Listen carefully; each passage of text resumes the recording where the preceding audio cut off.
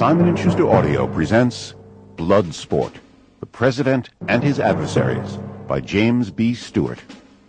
Read by Boyd Gaines.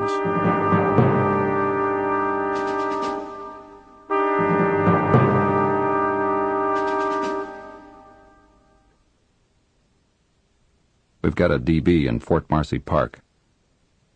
John C. Rolla, criminal investigator for the United States Park Police, suddenly looked up as the call came in over his shortwave radio. DB meant dead body. It was just after 6 p.m., July 20th, 1993. After 5 years of undercover work in the war against drugs, posing as a busboy in Shenandoah National Park, a drug dealer in Glacier, the athletic 31-year-old Rolla had graduated to the Major Crimes Unit, robberies, rape, homicide, that month, and had just returned from a stint at Death Investigation School. This might be his first homicide.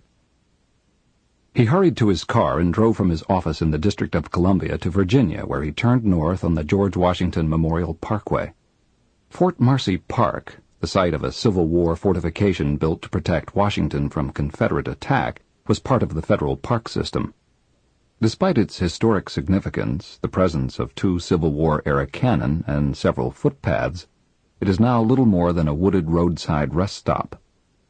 Rolla had patrolled the park a few times before, and he knew it as a gay meeting place and cruising area convenient for commuters, the site of romantic trysts and an occasional assault.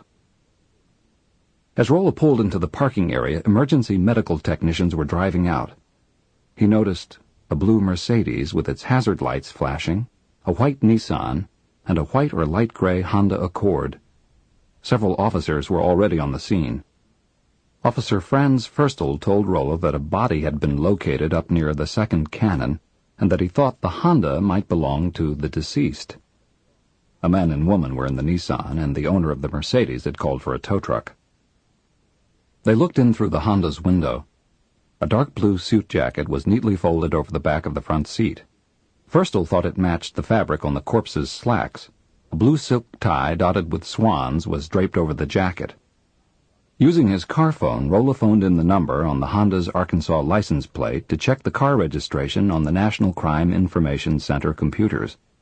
The response: Vincent Foster, Little Rock, Arkansas. The name meant nothing to Rolla or the other investigators. Rolla walked uphill a fair distance to reach the cannon. Sample complete. Ready to continue?